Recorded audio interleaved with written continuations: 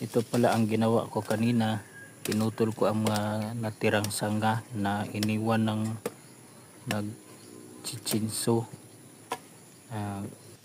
Hahakutin ko yan at gagawing panggatong sa pagluluto.